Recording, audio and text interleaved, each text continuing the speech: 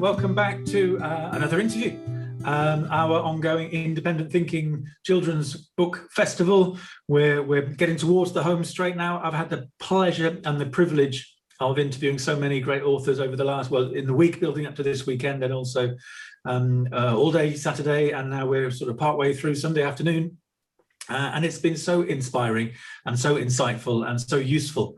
All the recordings will go on to the Independent Thinking website and also the Sue Atkins book club website. All of these authors have come to us via our partnership with Sue Atkins and her book club, and just between Sue and Independent Thinking, giving these authors a platform for their selves, for their stories, for their personal stories, and everybody's got one, as well as for the books that they've written, and everybody's purely focused on doing the best for children, bringing the best out of children, making a difference for children, but coming at things in so many different ways. And this book is no exception. It's a lovely book. Your Happy Child, 10 Proven Steps to Raising a Happy Child. A lot of these books are aimed at parents, but with so much that's useful and relevant for teachers as well, especially teachers of parents too. So I'm delighted to be joined by this lovely happy looking book's author, Usha Chudasama. So Usha, just tell us, welcome. Tell us a little bit more about you, about what you do, how come you came to be writing this book, and a little bit more about the book. Yeah, so I'm a child and adult psychotherapist and a parenting coach. And the book,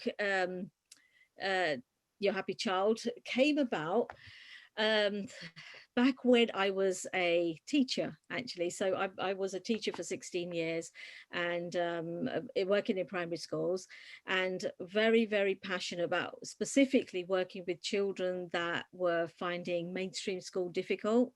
Because in our school where I worked, they started a nurture room in an attempt to help those children that couldn't manage the day-to-day activities. Now, at the same time, I had just done a 10-week counselling course for personal reasons, just for my own personal development, really. And they said, "Oh, Usha, can you be part of that nurture room, be part of the working party?" I said, "Yeah, I'd love to." And so my job was to go into classrooms at lunchtimes and pick up on any children that had behavior problems or had found playtime difficult or lunchtime difficult, and absolutely loved working with them.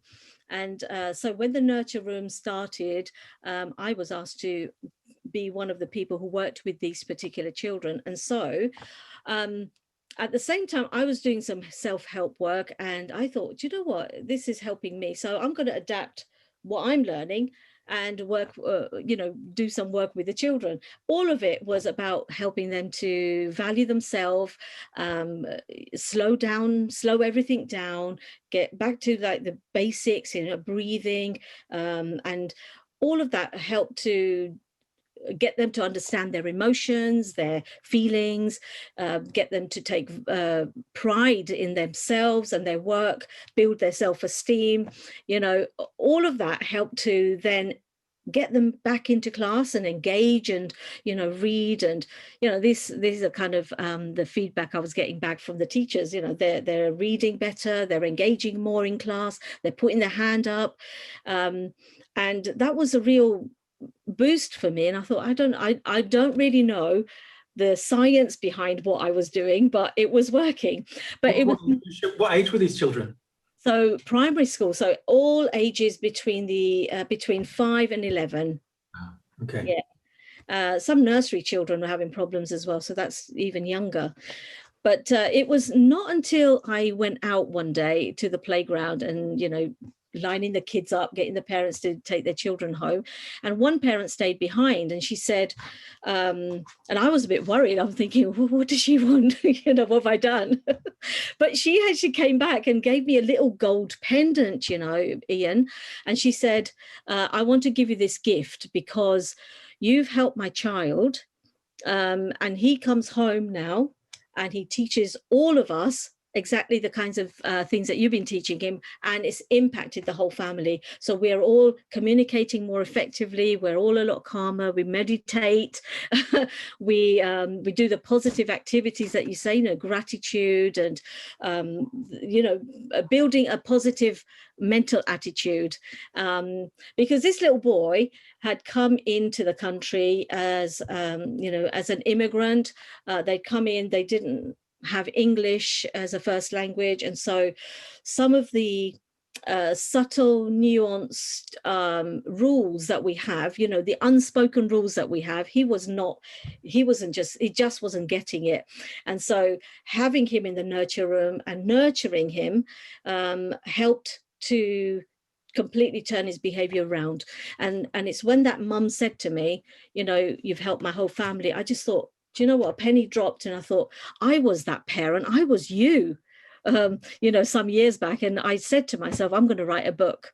However, the book didn't come about until about 10 years later, to be honest, because in that 10 years, I then worked with the behavior consultants, the educational psychologists, and ran some parenting programs with them.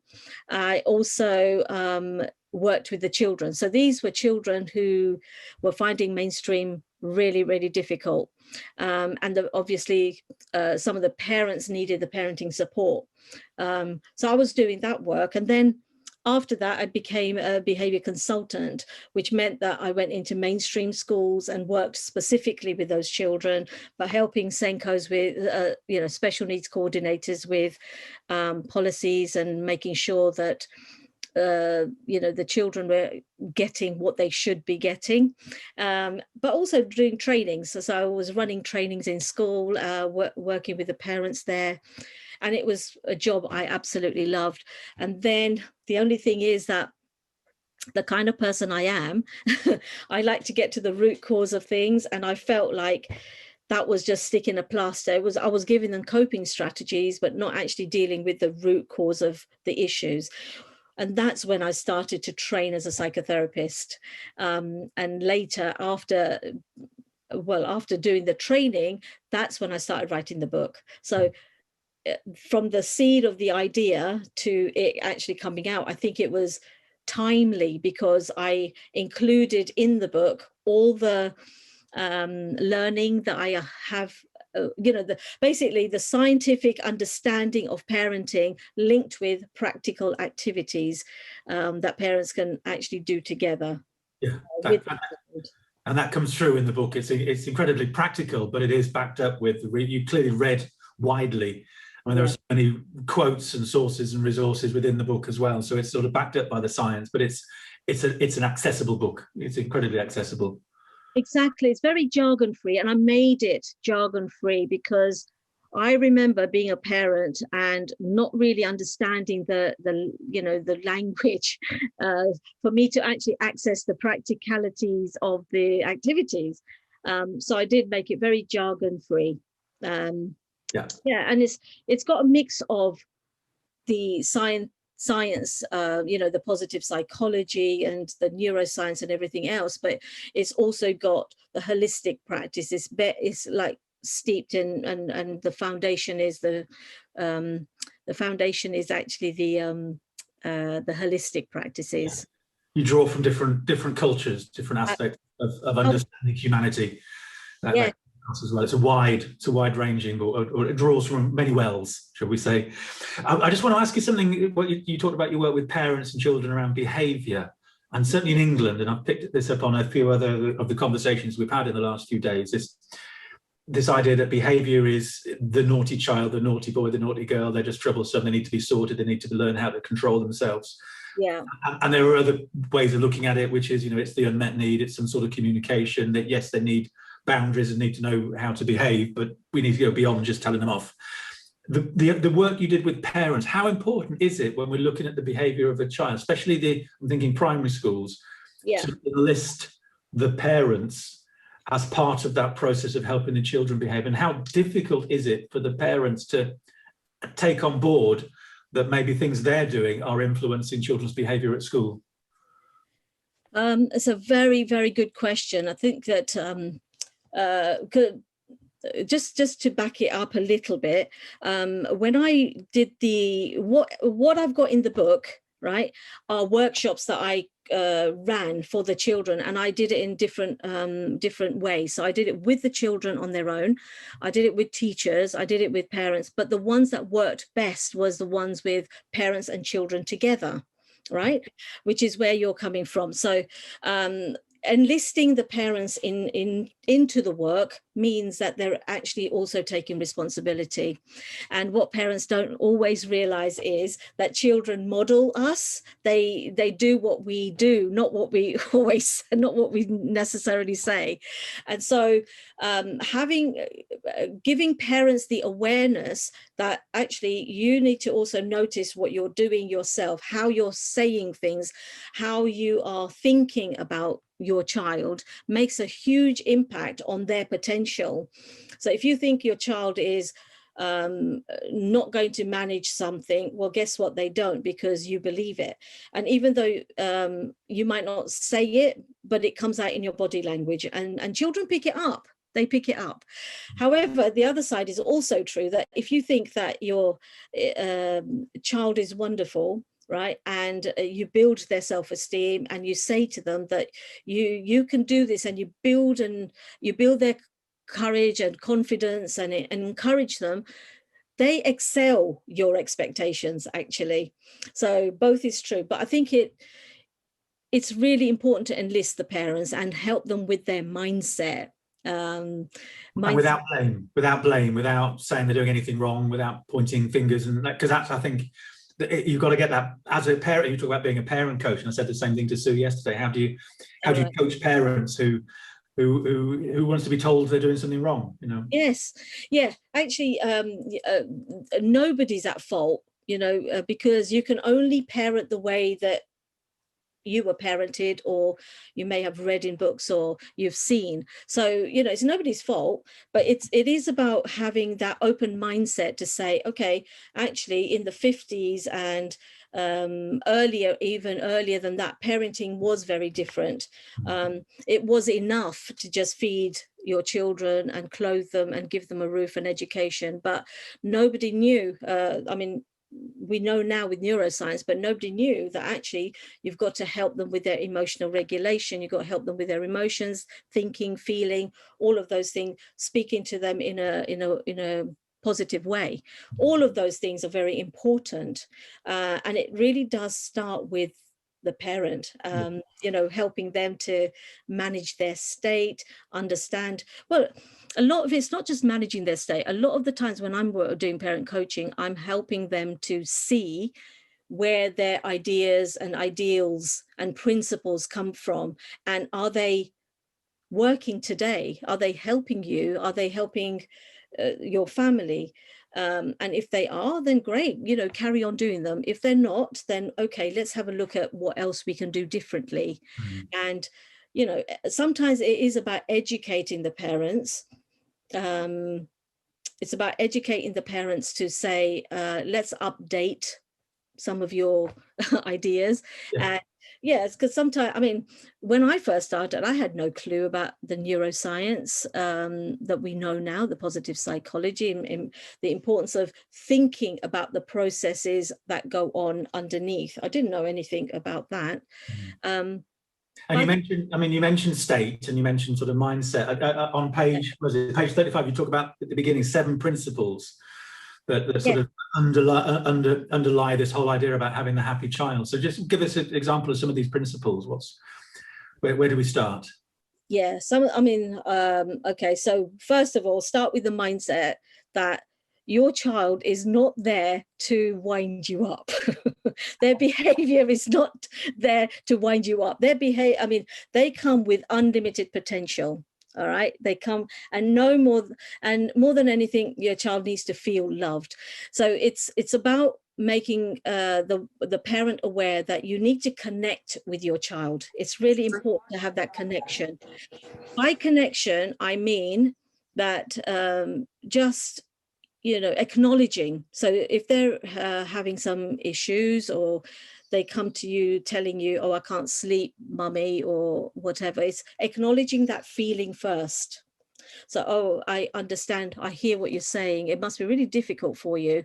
Okay, let's see what we can do. So it's connect first, because I think what some parents tend to do is they go straight for the doing, let's fix it, let's sort it out.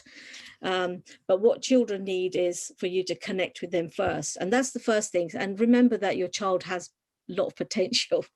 The second thing is that your child's negative behavior is their way of communicating to you that connection somewhere has been broken, or they need something else.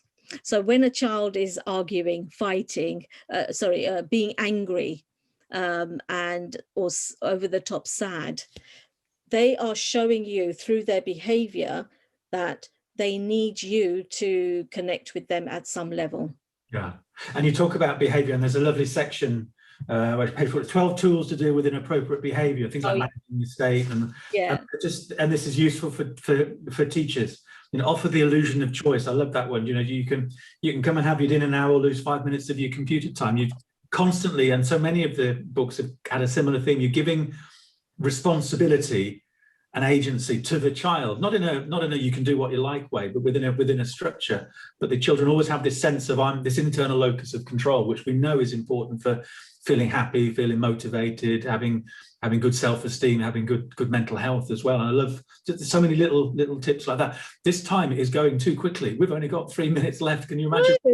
I know. You're going to give us a little bit, because we talked about positive mental attitude and how important that is, and how there are so many simple little ways that we can model that ourselves as parents and as teachers, and encourage our children to have that PMA as well. So I think you're going to sort of share a little bit about that from your book.